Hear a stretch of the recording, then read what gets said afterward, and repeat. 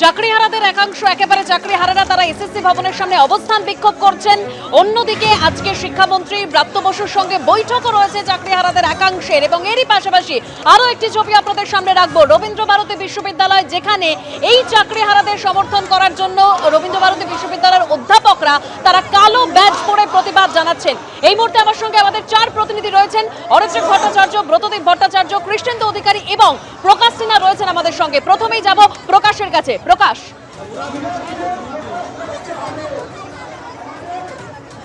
দেখো আমরা দেখতে পাচ্ছি রবীন্দ্র ভারতী ইউনিভার্সিটি এবং কালো ব্যাজ পরে শিক্ষকরা আমরা দেখতে পাচ্ছি তারা কিন্তু প্রতিবাদ জানাচ্ছেন।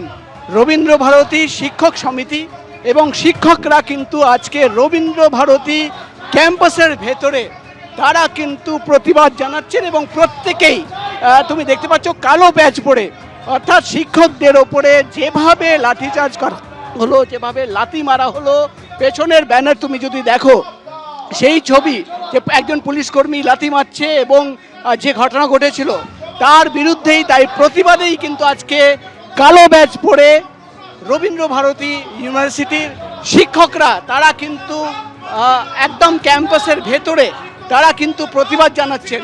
আমরা তাদের সঙ্গে কথা বলছি, কালো ব্যাজ পরে প্রতিবাদ জানাচ্ছেন এবং পাশে দাঁড়াচ্ছেন, কি বলবেন? আমরা যেভাবে প্রথমে প্রতারণা করা হয়েছে শিক্ষকদের সঙ্গে, যোগ্য অযোগ্য শিক্ষকদেরকে ফারাক না করতে পেরে যেভাবে প্রায় 26,000 শিক্ষকের চাকরি খেয়ে নেওয়া হলো, তার বিরুদ্ধে প্রথম প্রতিবাদ। দ্বিতীয়ত যেভাবে পদাঘাত করা হলো, এটা পশ্চিমবঙ্গের ইতিহাসে কালোতম অধ্যায়। এই ধরনের ঘটনা পশ্চিমবঙ্গের ইতিহাসে কোনোদিন ঘটেনি। আজকে একটি স্কুলের শিক্ষকের উপর পদাঘাত হয়েছে মানে শুধু শিক্ষকের উপর নয়, এটা পুরো সমাজের উপর পদাঘাত। রবীন্দ্র ভারতী ইউনিভার্সিটি ক্যাম্পাসের ভেতরে আপনারা প্রত্যেকেই কালো ব্যাজ পরে রয়েছেন এবং প্রতিবাদ জানাচ্ছেন, এবং যে ঘটনা ঘটলো কি বলবেন?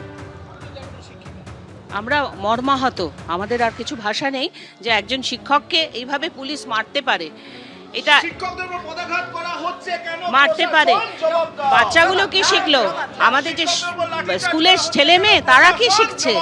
একে তো কোভিডের সময় পড়াশোনা হয়নি, আবার এই চাকরি চলে যাওয়ার পরে এতটা পড়াশোনা, সরকারি লেভেলে পড়াশোনা হচ্ছে না কিছু, যার জন্য সবাই বেসরকারিতে চলে যাচ্ছে। এই দুর্নীতি, এই অন্যায়, এটা কখনো ক্ষমার অযোগ্য। আমরা দেখতে পাচ্ছি এবার কিন্তু রবীন্দ্র ভারতী ক্যাম্পাসের ভেতরে এখানকার শিক্ষক সমিতির বা শিক্ষকরা তারা কিন্তু প্রতিবাদ জানাচ্ছেন এবং প্রত্যেকেই কিন্তু কালো ব্যাজ পরে রয়েছেন। যে ঘটনা ঘটলো, পুলিশ বলছে প্রভোকেশন দেওয়া হয়েছিল, অর্থাৎ যারা গিয়েছিল তারাই প্রভোগ করেছে, কি বলবেন?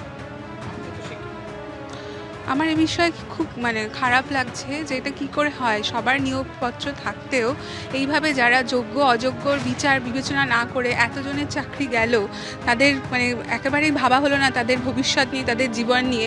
এরকম একটা অমানবিক বিচারের কি দাবি আপনারা যে প্রতিবাদ জানাচ্ছেন কালো ব্যাজ পরে, কি দাবি আপনাদের?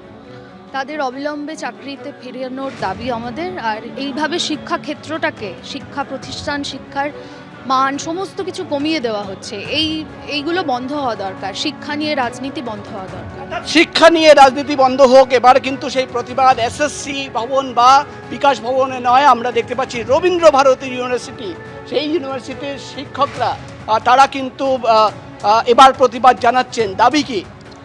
আমাদের স্পষ্ট কথা যে এসএসসির এই যে বিষয়টা হয়েছে, এটা প্রাতিষ্ঠানিক একটা দুর্নীতি। এই প্রাতিষ্ঠানিক দুর্নীতির দায় যারা পরীক্ষা নিয়েছেন, যারা করেছেন, তাদের গ্রহণ করতে হবে। শিক্ষকদের পুনর্নিয়োগ কিভাবে হবে, কি পদ্ধতিতে হবে, যোগ্যদের সেই বিচার বিবেচনার দায়িত্ব তাদেরই গ্রহণ করতে হবে।